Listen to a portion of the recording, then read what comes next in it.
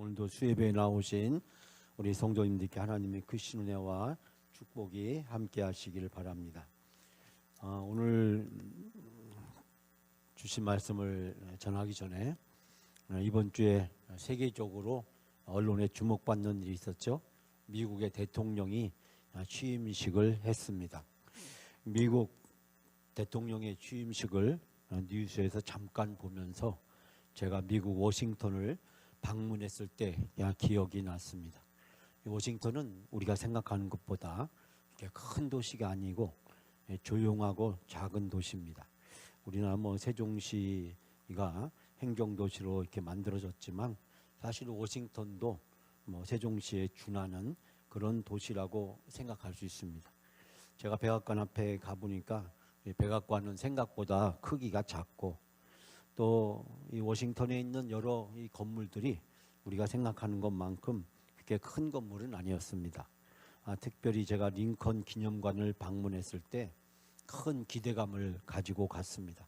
왜냐하면 링컨의 여러 가지 생애의 기념비적인 것들을 기억할 만한 것들을 볼 수 있겠다라고 생각을 하고 또 링컨의 그 유명한 성경책도 볼 수 있겠다라고 생각하고 갔는데 링컨 기념관에 갔는데 링컨 조각상을 제외하고는 아무것도 없었습니다.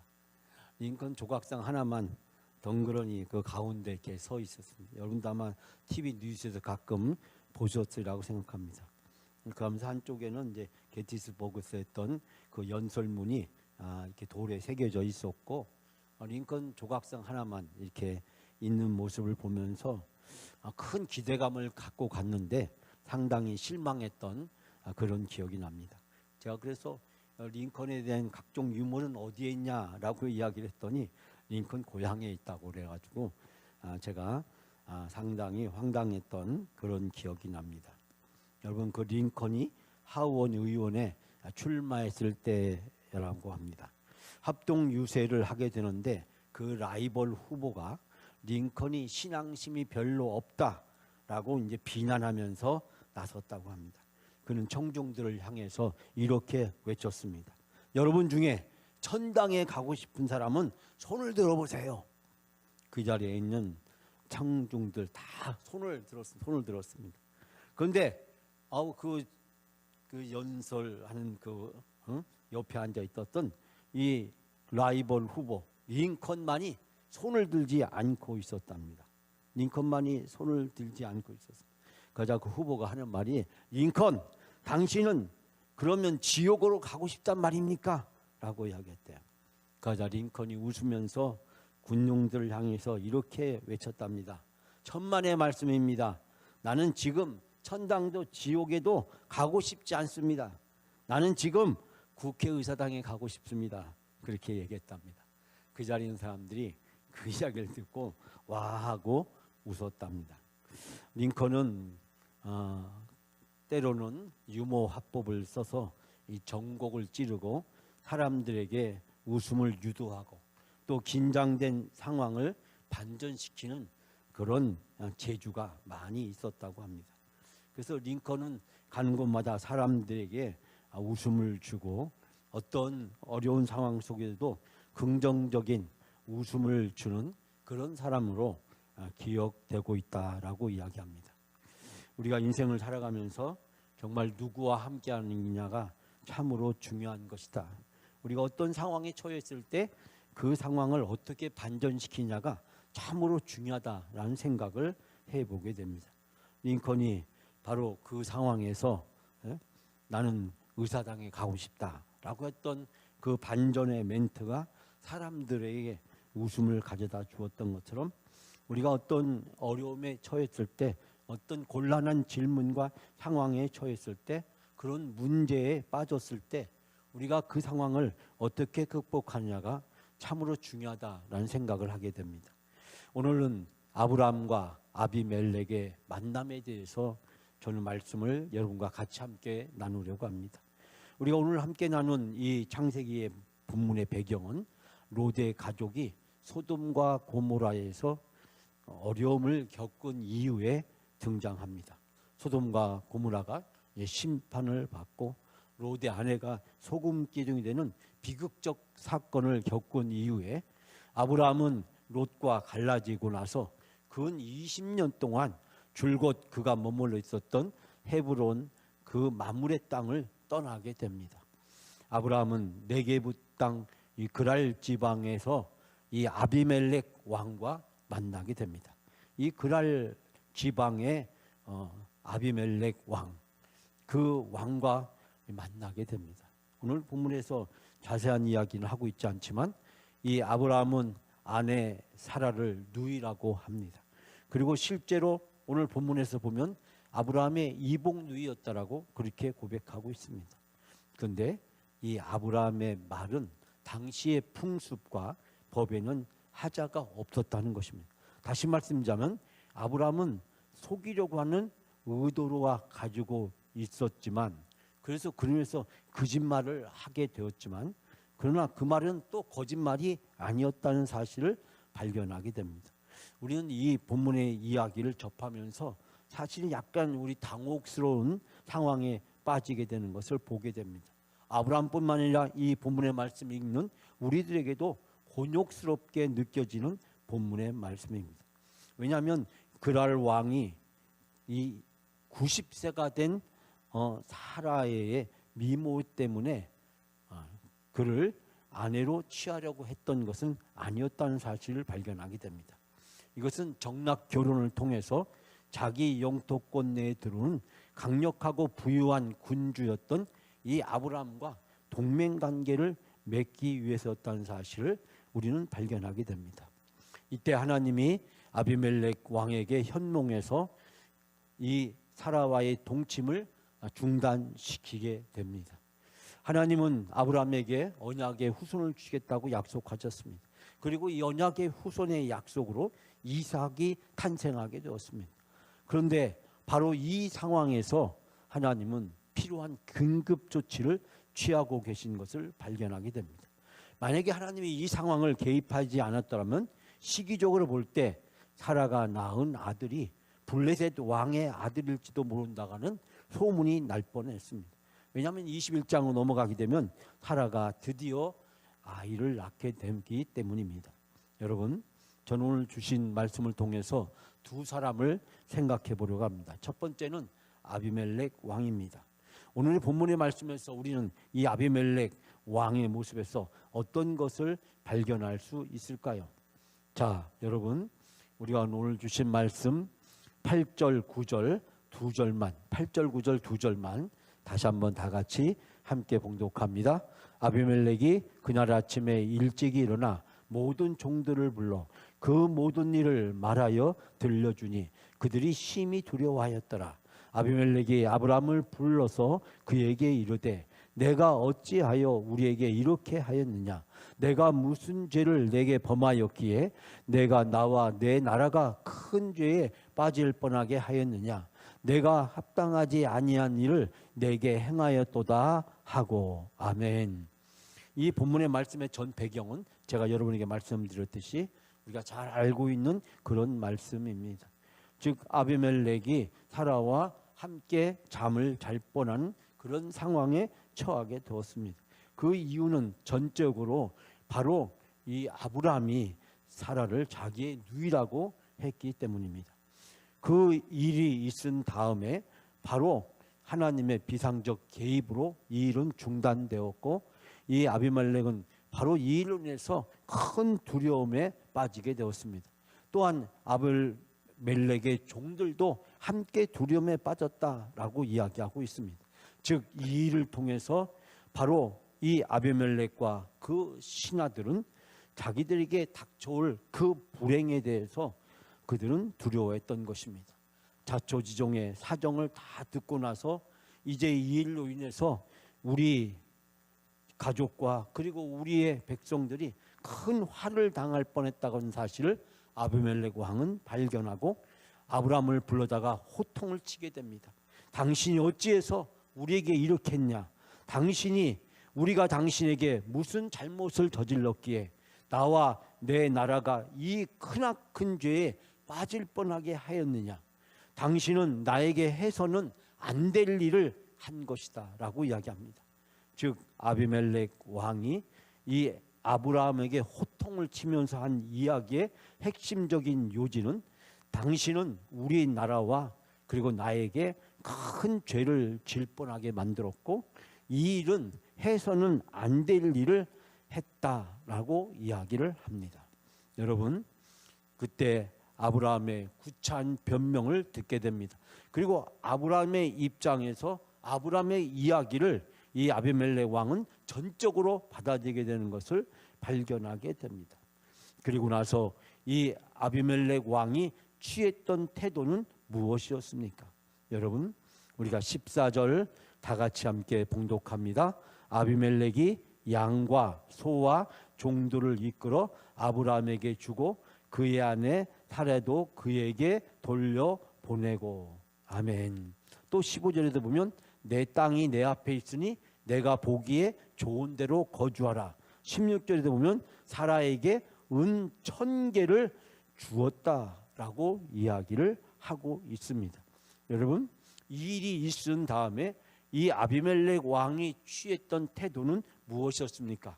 아브라함의 잘못된 판단과 그리고 아브라함의 그 잘못된 행위로 인해서 이 아비멜렉과 그의 나라와 백성들은 큰 어려움을 당할 뻔했지만 도리어 이 아비멜렉은 이 아브라함의 구차한 변명을 듣고 나서 이 아브라함에게 아낌없이 섬기는 것을 우리는 여기서 발견하게 됩니다.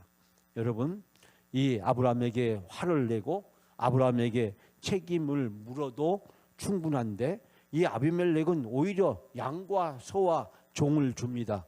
그리고 땅도 양보합니다. 거기다가 은을 1000개나 되는 막대한 금액을 오히려 줍니다.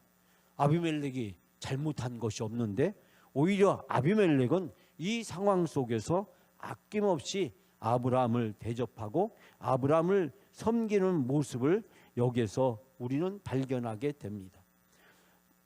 양과 소떼와 여종과 남종을 선물로 주고 그리고 땅까지 주고 거기다가 막대한 돈까지 주는 이 아비멜렉의 마음은 무엇일까요? 이 아비멜렉의 마음을 통해서 우리는 여러 가지 많은 것들을 생각하게 됩니다. 아비멜렉은 비록 이방인이었지만 그는 하나님을 두려워했습니다.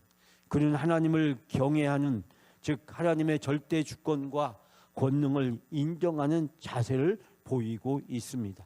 즉 꿈에 현몽한 하나님의 음성을 듣고 나서 그는 하나님이 역사를 두려워했고 하나님이 이 일을 통해서 이루어질 일들에 대해서 그는 심각하게 받아들였습니다. 그 결과 아비멜렉 왕은 이제 아브라함의 행위를 용서하고 이 아브라함의 행위를 아브라함의 입장에서 생각해 보게 됩니다. 즉 떠도의 이 아브라함과 그리고 그 아브라함이 혹시 자기가 가는 지역에서 다른 사람들에게 보복을 당할까 봐 두려워서 했던 이 아브라함의 행위를 이 아비멜렉은 전적으로 이해하고 받아들여주고 그를 포옹합니다. 즉 아브라함의 잘못된, 어떻게 보면 이 어리석고 현명하지 못한 그 말로 인해서 생겨진 이 사태를 아브라함에게 더 이상 책임을 추궁하지 않습니다. 즉 아브라함의 행위로 인해서 자신과 자신의 백성들이 큰 화를 입게 되었음에도 불구하고 오히려 아브라함이 처했던 그 상황을 전적으로 이해하고 수용하고 있는 것을 발견하게 됩니다. 즉 아브라함의 구차한 변명을 듣고 나서 아비멜렉은 아브라함을 선처합니다. 아비멜렉의 그 호의는 아브라함에게 지러 겁먹은 그 불신앙에서 비롯되었다기보다는 오히려 그 상황 속에서 그가 선택할 수 있는 최고의 지혜로운 선택이 무엇이었는가를 발견하게 됩니다. 즉 여기서 우리가 깨닫게 되는 것은 이 아비멜렉의 성품입니다. 그가 가지고 있는 성품은 바로 이 낯선 나그네가 저질렀던 그 실수로 인해서 자기와 자기 집안이 심각한 위기 상황에 빠질 뻔했지만 그러나 오히려 그 나그네를 이해하고 그 나그네가 섬기는 하나님에 대해서 두려워하는 신앙을 가지고 있었던 것을 발견하게 됩니다. 결국 그는 사라와 함께 4가지 선물, 즉 가축과 노비와 땅과 돈을 딸려 보냄으로써 속죄의 뜻과 함께 화해의 뜻까지 담겨진 모습을 보여줍니다. 상대의 허물을 책망하고 비판하기보다는 오히려 그 상대의 허물을 상대의 입장에서 이해하고 포옹하고 오히려 그에게 아낌없는 선물을 줌으로써 이 일을 통해서 차후에 이 아브람과 그의 가족들과 사이에 분쟁이나 다툼이 생기지 않게 하려는 이 아비멜렉의 성품을 우리는 발견하게 됩니다. 사랑하는 여러분, 우리가 인생을 살아가면서 누구를 만났냐가 참으로 우리에게 중요합니다. 그 사람이 우리에게 축복이 될 수도 있고 재앙이 될 수도 있습니다. 근데 이 아비멜렉은 자기에게 재앙이 될 수 있는 이 아브람과의 만남을 통해서 오히려 그 재앙을 축복의 계기로 바꾸는 그의 훌륭한 인격과 성품을 우리는 여기서 발견하게 됩니다. 상대방의 허물을 지적하고 비판하고 책망하는 일은 누구나 다 할 수 있습니다. 그 책임의 대가를 묻는 일도 누구나 할 수 있습니다. 이 문제는 전적으로 아브라함의 구차한 실수와 변명에서 비롯되어진 것입니다. 즉 아브라함의 얕은 깨가 오히려 이 어려운 상황을 유발했음에도 불구하고 이 아비멜렉은 오히려 그 아브라함의 허물을 책망하거나 탓하지 않습니다. 그를 사랑으로 품습니다. 그리고 아낌없이 그와 화해의 뜻까지 비추면서 자기가 가진 것을 아낌없이 나누는 모습을 발견하게 됩니다. 사랑하는 여러분, 우리는 이 아비멜렉을 통해서 바로 오늘 살아가는 우리 자신의 모습을 돌아봐야 됩니다.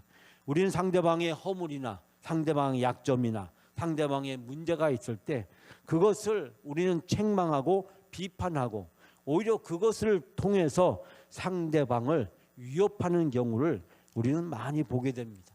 우리가 가족들과 사이에서 심지어는 가까운 친구나 부부 사이에서도 또 교회 안에서도 상대방의 허물을 발견했을 때 상대방의 문제가 드러나게 되었을 때 그 문제를 대처하는 방법이 우리는 아비멜렉에서 진정한 사랑과 용서가 무엇인지를 발견하게 됩니다.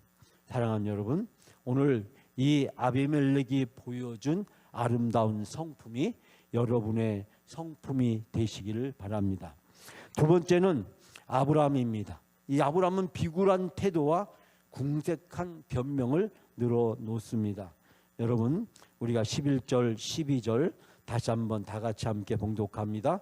아브라함이 이르되 이곳에서는 하나님을 두려워함이 없으니 내 아내로 말미암아 사람들이 나를 죽일까 생각하였으며 또 그는 정말로 나의 이복 누이로서 내 아내가 되었음이니라. 아멘.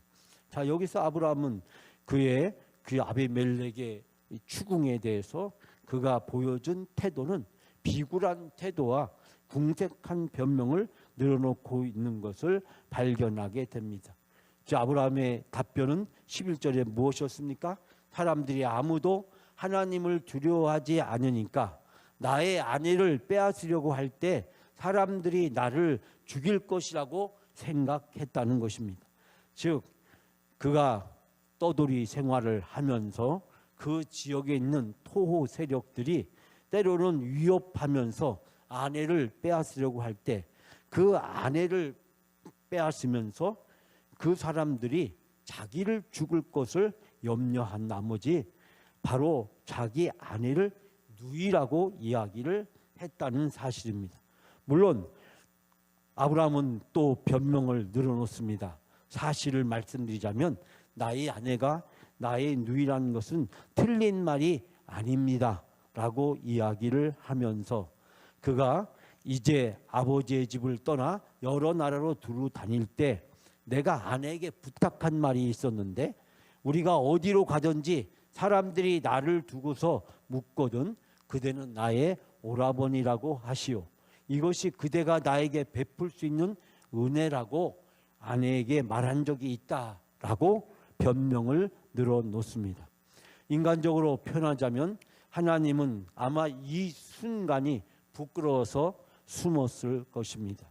마치 자기 자식이 잘못했을 때 그 부모가 낯을 들 수 없는 것처럼 자신의 자녀요, 친구요, 대언자라고 이야기할 수 있는 사랑하는 아브라함이 할례받지 못한 이방인 아비멜렉에게 질책을 당하고 있는 이 현실을 하나님은 어떻게 똑바로 대면할 수 있었을까? 우리는 생각해 보게 됩니다. 아브라함의 행위는 합당치 않은 일이었습니다. 해서는 안 될 일을 그는 한 것입니다. 아브라함이 하나님을 불신하고 이웃을 실족하게 만드는 이 행위를 통해서 아비멜렉과 그의 집안에 큰 재앙이 처할 뻔했던 것을 우리는 보게 됩니다. 우리는 여기에서 이 아브라함의 비신앙적인 처세를 발견하게 됩니다. 그 상황만을 모면하려고 하는 이 아브라함의 비신앙적인 처세, 이 아브라함의 비굴하고도 이 궁색한 태도가 우리 본문에서 적나라하게 드러나는 것을 발견하게 됩니다. 그런데 우리가 알다시피 이 사건은 처음 일어난 사건이 아니었음을 우리는 기억합니다. 창세기 12장에 보면 애굽에 내려갔을 때에도 바로 이와 동일한 사건들이 있었고, 심지어는 훗날 이 아브라함의 아들 이삭도 이 그릴 사건에서 이 동일한 일이 반복되는 것을 발견하게 됩니다. 그런데 우리가 여기서 한 가지 우리가 발견하게 되는 새로운 사실은 바로 아브라함이 이 상황을 모면하기 위해서 단지 거짓말을 위한 거짓말을 했거나 아니면 치졸한 변명을 늘어놓은 것만은 아니었다는 사실입니다.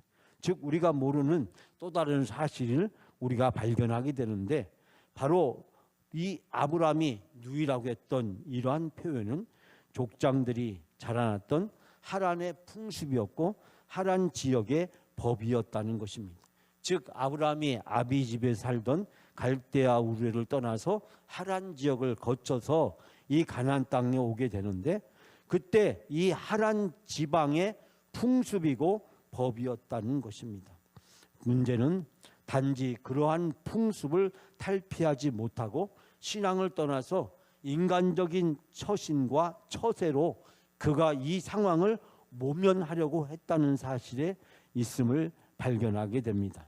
여러분, 우리 아시다시피 아브라함의 사촌 누이는 바로 사라였습니다. 아브라함의 말은 틀린 말이 아니었습니다.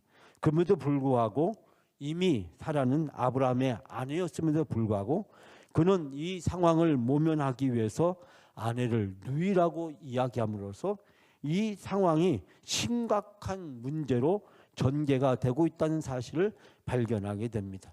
이번 사건은 24년 전에 애굽에 있었던 사건을 연상시킵니다. 아브라함이 기근에 들자 애굽으로 내려갔고, 그때는 사라의 미모에 반한 바로 왕이 이 아내를 누이라고 이야기한 아브라함의 말을 듣고 큰 곤욕을 치른 사건을 우리는 알고 있습니다. 이 두 사건이 우리에게 주는 영적 교훈이 있다면, 아브라함은 어떠한 이유에서든지 바로 이 약속의 땅 가나안을 떠나게 되면 항상 시험에 빠지게 된다는 사실입니다. 애굽에 내려갔을 때, 오늘 또 그날 땅에 갔을 때, 하나님이 주신 약속의 땅을 떠났을 때 이 아브라함에게는 영적인 시험이 반드시 닥쳐온다는 사실입니다. 또 한 가지는 한 번 지은 죄는 또다시 쉽게 빠져들기 쉽다라고 하는 사실을 발견하게 됩니다. 여러분, 아브라함에게 어쩌면 그에게 한 약점이 있었을까요? 그리스 신화에 보면 이 테레우스라는 사람이 있었는데, 이 테디스라고 하는 여자와 함께 결혼해서 아들을 낳게 됩니다. 이 테레우스와 이 테티스의 차이에 낳게 된 아들, 그 아들이 이 세상에서 가장 뛰어나고 용맹스러운 용사가 되고 싶어하는 마음을, 즉 테디스는 갖게 되었습니다. 어떻게 하면 내 아들이 이 세상에서 가장 뛰어나고 위대한 용사가 되게 할 수 있을까? 어떻게 하면 내 아들이 전쟁터에 나가서 전쟁을 할 때도 다치지 않는 무적의 용사로 만들 수 있을까? 그런 질문을 신들에게 던지게 됩니다.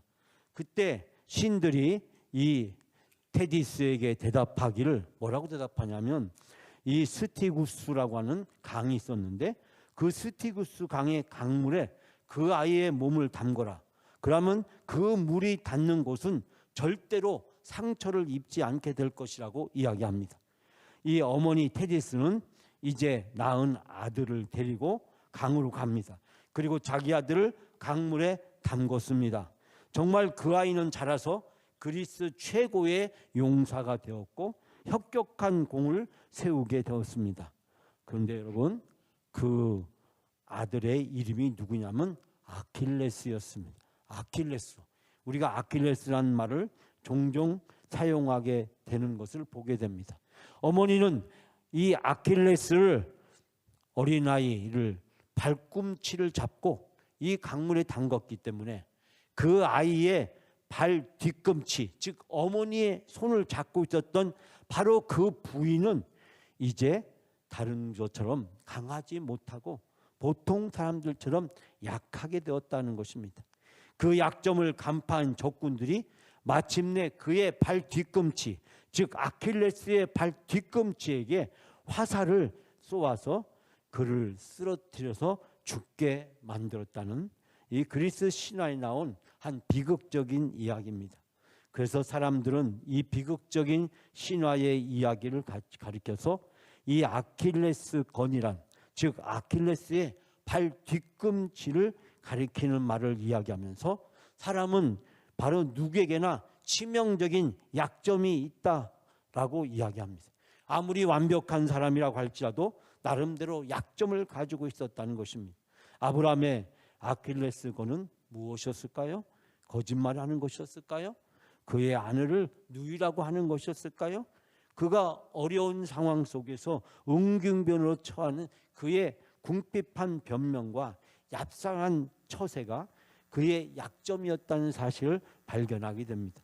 비록 하나님에 대한 절대적인 믿음과 신앙을 가지고 본토 친척 아비집을 떠나서 먼 갈대아 우르 지방을 지나서 이 팔레스타인까지 오게 되었지만, 그러나 이 아브라함에게도 약점이 있었다는 사실을 발견하게 됩니다. 애굽에 내려갔을 때, 그리고 그랄 왕에게 오늘의 본문의 말씀에서 자기 아내를 당당하게 아내라고 하지 못하는, 즉 하나님이 자기를 통해서 주신 언약의 약속이 성취될 것을 믿고 담대하게 나가야 되는데 그러지 못하고 그 상황을 모면하기 위해서 거짓말로 둘러댔던 이 아브라함의 얄팍한 그리고 궁색한 그의 얇은 처세를 발견하게 됩니다. 마르틴 루터는 사람마다 지옥으로 가는 지름길을 누구나 가지고 있다라고 이야기합니다. 즉 모든 사람에게는 넘어지기 쉬운 약점이 있다라고 이야기합니다. 어떤 사람은 술에 약한 사람이 있고, 어떤 사람은 물질에 약한 사람이 있고, 또 어떤 사람은 명예에 약한 사람이 있고, 누구나 다 약한 부분을 가지고 있습니다. 사탄은 그 약함을 통해서 우리를 공격하고 넘어지게 만들려고 합니다. 삼손에게도 약한 부분이 있었습니다. 그는 강한 용사였지만 그러나 그는 여자에게 약했고 결국 여자에게 유혹에 넘어가서 결국은 그의 인생이 비참한 종말을 맞이하게 되는 것을 발견하게 됩니다. 사랑하는 여러분, 우리의 약점, 우리의 단점, 우리의 부족한 점, 그 약점과 단점은 하나님께 나가는 통로가 되어야 됩니다. 하나님을 더 의지하는 믿음의 수단이 되어야 됩니다. 우리의 약점 때문에 열등감을 가질 필요가 없습니다. 그 약점이 오히려 하나님을 더 의지하고 더 하나님께 믿음으로 나가는 통로나 수단이 되어지게 될 때 하나님은 우리의 약점을 통해서 오히려 우리를 사용하시고 우리를 통해서 하나님의 선한 일을 이루시는 하나님이신 줄 믿습니다. 여러분, 오늘 본문의 말씀에서 바로 아비멜렉과 아브라함 이 두 사람의 만남은 서로에게 큰 재앙이 될 뻔했습니다. 만약에 이 일이 잘못되었다면 아비멜렉에게도 큰 재앙을 당했을 것이고 아브라함에게도 큰 재앙이 될 뻔했습니다. 하나님의 극적인 개입으로 이 상황은 역전되었습니다. 아비멜렉에게 아브라함은 재앙이 아니라 복이 되었습니다. 마찬가지로 아브라함에게도 아비멜렉은 재앙이 될 뻔했으나 복이 되었습니다. 두 사람의 만남은 재앙으로 파국으로 치달 뻔했으나 오히려 복을 주고받는 사이가 되었습니다. 사랑하는 여러분, 하나님이 아브라함을 통해서 아비멜렉의 집안에 복을 주시고 태의 문을 열어주셨습니다. 아비멜렉 집안에 자식을 낳는 복을 주셨습니다. 그리고 뿐만 아니라 100세가 된 아브라함에게도 도저히 불가능한 일이 일어났습니다. 바로 사라에게 이삭을 주신 것입니다. 여러분, 바로 이 본문의 말씀에서 즉 아브라함을 통해서 아비멜렉의 집에 복을 주시고 그 아비멜렉의 집에 자녀를 낳을 수 있는 복을 주시고 그 복을 통해서 아브라함 집안에도 복을 주셨다는 사실입니다. 즉 아브라함의 허물과 단점과 약점을 통해서 이 아브라함은 아비멜렉에게 복을 주고 아비멜렉은 아브라함과 그의 가족들에게 복을 주고 그 복을 주고받는 아름다운 만남을 통해서 하나님은 두 집안에게 복을 주시고 훗날 두 집안이 화평의 계약을 맺고 서로를 축복하며 이 그랄 땅에서 아름답게 공존하는 모습을 발견하게 됩니다. 사랑하는 여러분, 우리는 다른 사람과의 만남이 복이 되어야 됩니다. 제가 가끔 여러분들에게 드렸던 말씀이 있습니다. 천사 옆에는 천사가 있다고. 내가 천사면 내 옆에 있는 사람이 천사고, 내 옆에 있는 사람이 천사를 보이면 내가 천사고, 내 옆에 있는 사람이 천사를 보이지 않으면 내가 천사가 아니라는 말씀을 드렸습니다. 내가 복을 받으면 내 옆에 있는 다른 사람도 복을 받고 내 옆에 있는 다른 사람이 복을 받으면 나도 복을 받는 2025년도에 아비멜렉처럼 아브라함처럼 복을 주고받는 여러분의 삶이 되시기 바랍니다. 저 사람 옆에만 가도 복을 받을 것 같아. 저 사람 옆에만 가도 복을 받아. 여러분, 바로 그 아름다운 복을 유통하고 복을 나누고 복을 섬겨주는 삶이 2025년 우리가 꿈꾸고 기도하고 이루어야 될 우리 영광 가족들의 삶이 되어야 될 줄 믿습니다.